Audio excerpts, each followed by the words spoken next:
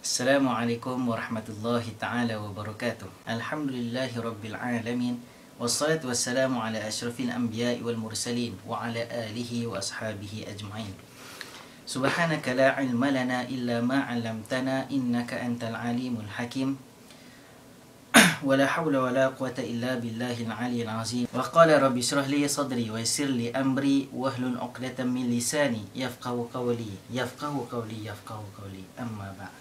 InsyaAllah silibus untuk tahun 3 bagi mentor yang bawa anak-anak buah ataupun menti-menti yang pada tahun yang ketiga, kita akan membicarakan silibus pada kali ini mengenai dengan aku dan dakwah, supaya kita lebih mengenali apa itu dakwah, kita lebih mengenali apakah kepentingan dakwah itu sendiri dan bagaimanakah cara untuk kita membawa dakwah.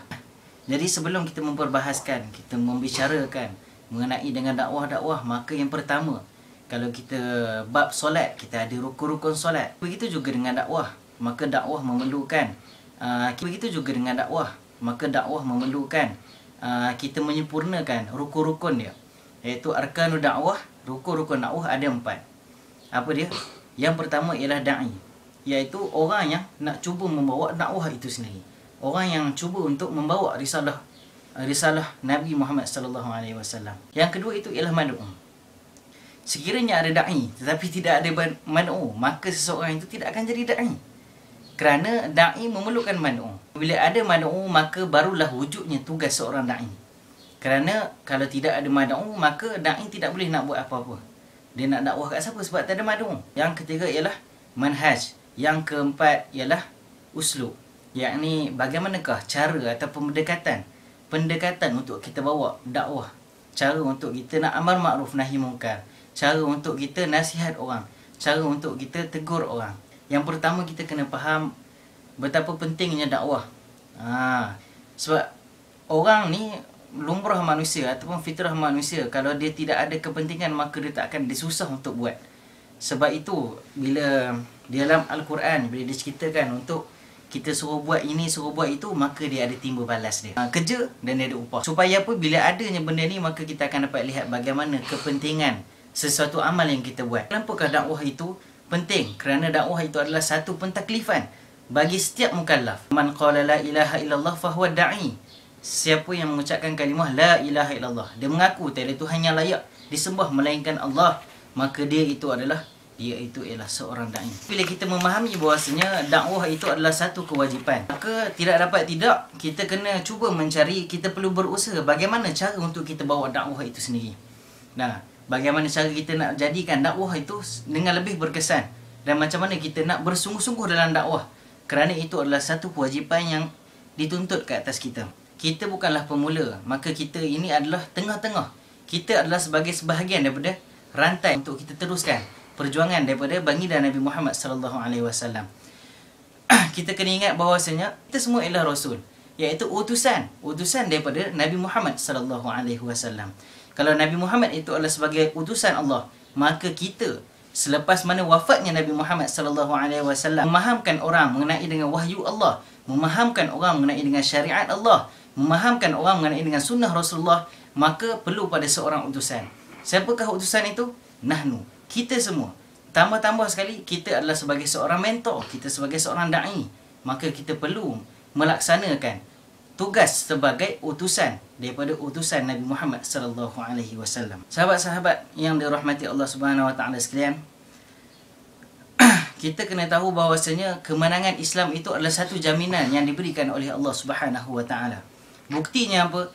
Kita dapat lihat dalam satu hadis. Mafhum dia, bila sampainya suatu ketika nanti akan ada orang, kemenangan akan berlaku pada orang Islam, sehingga dikatakan orang kafir semua akan dibunuh oleh orang Islam, sehingga apabila orang kafir lari menyorok di belakang-belakang batu, menyorok di belakang-belakang pokok, maka batu-batu dan pokok-pokok itu akan kata, wahai orang Muslim, datang kat sini, belakang aku ada orang kafir menyorok, maka kau datang, kau bunuh dia. Maka pada waktu itu, bila kita tahu ini adalah daripada hadis Nabi Muhammad sallallahu alaihi wasallam, maka kemenangan itu adalah pasti. Kemenangan itu adalah jaminan daripada Nabi Muhammad sallallahu alaihi wasallam sebagai utusan daripada Allah Subhanahu wa taala. Jadi sahabat-sahabat, sebenarnya kita kena faham bahawasanya kita tengah memperjuangkan sesuatu yang mana kemenangan telah dijamin. Kemenangan tu kita dah tahu akan wujud kemenangan. Tapi tugas kita bukan nak bagi menang semata-mata. Kerana kemenangan itu adalah satu jaminan. Tapi tugas kita ialah untuk menjadi salah satu daripada mata rantai untuk sampai kepada kemenangan yang dijanjikan. Baik sahabat-sahabat yang dirahmati Allah, kita kena mengetahui pula pendekatan dakwah. Bagaimanakah cara untuk kita berdakwah? Bagaimana cara untuk kita menjadikan dakwah kita lebih berkesan? Sahabat-sahabat yang dirahmati Allah Subhanahu Wa Taala sekalian, ada satu hadis daripada An Irbad bin Sariyah radhiyallahu anhu qala wa'azana Rasulullah sallallahu alaihi wasallam mau'izatan wajilat minha al-qulub wa zarafat minha al-uyun. Yang bermaksud apa? Dari Al-Irbad bin Sariyah radhiyallahu an berkata, kami semua diberikan nasihat oleh Rasulullah sallallahu alaihi wasallam. Tak, sahabat Irbad ni menceritakan bahawa mereka sahabat-sahabat mendengar daripada nasihat daripada Nabi Muhammad sallallahu alaihi wasallam. Ia merupakan satu nasihat. Kenapa dikatakan merupakan satu nasihat? Kerana apabila kami mendengar akan nasihatnya, kami dengar nasihat daripada Nabi Muhammad sallallahu alaihi wasallam, hati kami begitu terkesan akan perkataannya dan semua daripada kami akan mengalirkan air mata. Sahabat-sahabat yang dirahmati Allah Subhanahu Wa Taala sekalian, kita faham daripada hadis ini, untuk kita menjadikan, kita nak mengatakan nasihat itu sebagai nasihat ataupun ucapan dakwah kita itu sebagai satu nasihat, maka tidak dapat tidak kita kena lahirkan nasihat itu daripada hati. Kerana apa? Apa yang lahir daripada hati maka akan ditanamkan ke dalam hati. Sekiranya kita hanya bercakap melalui mulut, menggunakan sekadar dengan mulut, maka kita punya ucapan akan sampai kepada telinga kanan dan akan keluar ke telinga kiri. Jadi begitulah, kalau kita nak jadikan sesuatu itu nasihat, maka kita kena lahirkan nasihat itu daripada hati kita, daripada lubuk nurani kita yang paling ikhlas. Bila adanya nasihat yang lahir daripada hati, maka nasihat itu akan menjadi kesan kepada mad'u kita. Dan untuk kita dapat nasihat ni, kita nak bagi daripada hati kita, tidak dapat tidak kita kena ada hubungan hati ke hati. Jadi sahabat-sahabat sekalian, bagaimana yang dikatakan hubungan hati? Kita kena pesan kepada menti kita untuk menjadi seorang pendai, maka kita perlu mencintai mad'u kita. Kalau kita tidak ada perasaan mencintai mad'u kita, kita tidak rasa kasih kepada mad'u kita, maka kita akan membiarkan mad'u kita, bila kita cakap sekali dia tak nak dengar dah. Tak, bila kita cakap jom kita pergi ke usrah, jadi mad'u kita tak nak datang, kita kan lantaklah dia. Sebab apa? Sebab kita tak ada rasa hubungan kasih sayang. Kita lihat bagaimana dua orang yang sedang bercinta, sahabat-sahabat sekalian. Apabila dua orang yang bercinta, apabila berpisah, dia akan usaha dan cuba untuk mendapatkan untuk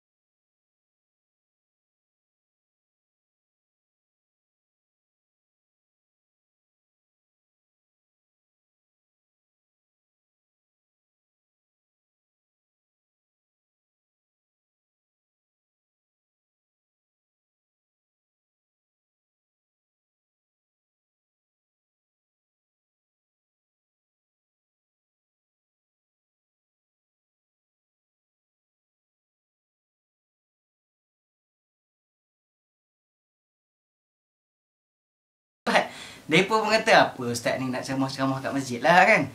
Jadi tak, dia buat macam mana? Kita kena pergi, kita main bola sekali dengan dia. Kalau kita ni pandai main bola, kita main bola sekali dengan dia.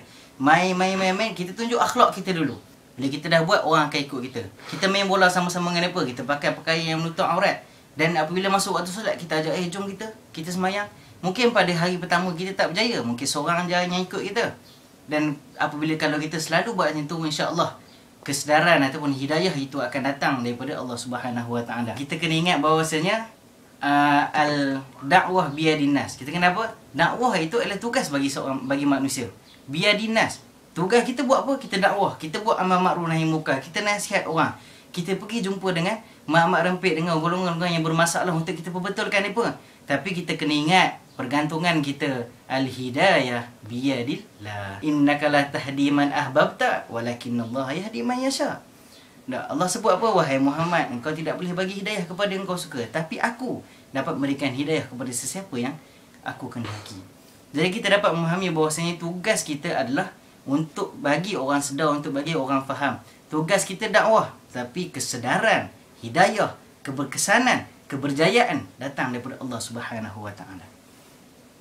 Itu adalah pendekatan dakwah kita. Kita kena ingat dalam setiap apa pun yang kita buat, kita kena ingat bahawasanya tidak akan kita lalui jalan-jalan dakwah dengan begitu mudah. Maka di situ akan adanya cabaran ataupun dugaan yang Allah akan timpakan bagi para pendakwah. Kan? Tapi kita jangan lupa bila kita sebut Allah jam lah macam ni. Saya nak dakwah je ada cabaran, nak buat benda baik aja ada cabaran. Kita jangan lupa adanya cabaran, maka akan adanya di sana busyra, satu berita gembira. Kan? Kalau kita tengok dalam ayat-ayat Allah, kalau ada wala nabluwannakum bi syai'in minal khawfi wal ju'i wa naqsin minal amwali wal anfusi was samarat wa basyiris sabirin. Akan adanya busyra bagi orang yang bersabar. Akan adanya busyra bagi orang yang istiqamah dalam melakukan kerja-kerja amal, kerja-kerja kebaikan. Jadi sahabat-sahabat, apabila ada yang kita cerita kepada menti-menti kita bila kita nak bawa dakwah, orang tak nak dengan dakwah kita, maka kita jangan risau. Kita jangan takut, teruskan dakwah. Sebab dah kata dah tadi, al-hidayah biyadillah. Tugas kita ialah, tugas kita dakwah, hidayah datang daripada Allah Subhanahu Wa Taala. Jadi kita berhadapan dengan mad'u yang enggan. Ada menti yang tak datang usrah. Kita ataupun kita dakwah dalam keadaan mad'u tidak boleh terima dakwah kita. Dan ada juga yang telah menerima nasib. Nak bawa usrah, menti telefon. Menti telefon apa? Menti telefon. Assalamualaikum, abang, minta maaf abang, saya dah ada usrah lain. Contohnya. Ataupun abang, saya tak naklah masuk usrah. Saya tak sukalah usrah-usrah ni. Awal-awal lagi daripada kata macam tu, saya nak pesan kepada mentor, jangan putus asa dan jangan berhenti untuk berusaha. Kita gunakan uslub yang lebih baik. Buat hubungan hati dengan dia dulu. Berkenalan dengan dia, bertaaruf dengan lebih rapat. Kita boleh tidur rumah dia, boleh sembang dengan dia, jadikan dia sebagai kawan kita dan dia boleh jadikan kita sebagai kawan dia. Maka insya-Allah di sana kita akan berjaya dalam dakwah kita. Yang paling penting, jangan kita berputus asa dan kita bersabar. Sebab apa? Dah baca tadi dalam ayat tadi. Bila Allah uji dengan kurangnya duit, uji dengan lapar, uji dengan dahaga, kita belanja mad'u kita habis duit, kita kena ingat Allah sebab apa? Wa basyiris sabirin. Ada berita gembira untuk orang-orang yang bersabar. Innallaha ashtara minal mu'minina anfusahum wa amwalahum bi anna lahumul jannah. Itu yang Allah belikan daripada kita. Kita buat kerja biasa tapi Allah bagikan syurga kepada kita. Dan untuk lebih berkesan dalam kita nak memahami menti kita untuk cara berdakwah, kita kena cerita nikmat-nikmat syurga ataupun nikmat-nikmat syurga kita cerita kepada menti kita. Baru dia akan rasa, nakkan syurga, maka kena buat kerja dakwah.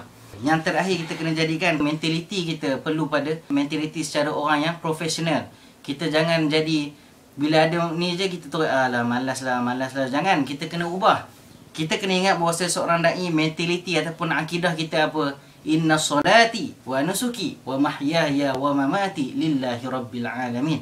Kita kena ingat apa? Solat aku, urusan dunia aku, hidup aku, matiku adalah untuk Allah Subhanahu Wa Taala.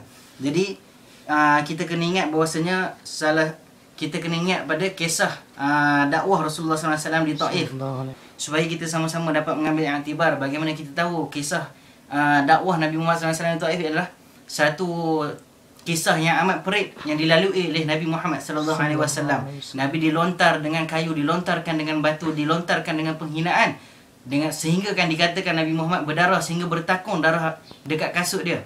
Dan dikatakan Nabi Muhammad masa itu darah masa nak berdakwah di Taif 3 kali jatuh dengan sebab tak tahan ataupun terkena dengan dugaan, dengan balingan batu dan sebagainya, terseksa sehingga terjatuh 3 kali. Apabila ditawar untuk hentam kaum-kaum Taif, maka Nabi bersangka baik bahawasanya tak apa, tak jadi sekarang tak apa, tapi anak-anak cucu mereka pun akan datang. Jadi kita kena ubah mentaliti kita seperti mana Nabi Muhammad SAW. Kalau dakwah kita tak terima pada hari ini, insya-Allah cucu ataupun generasi yang akan datang akan menerima dakwah kita. Jadi anak rasa cukup setakat itu. Aku liqauli hadza wa astaghfirullahal azim wa lakum. Wassalamualaikum warahmatullahi taala wabarakatuh.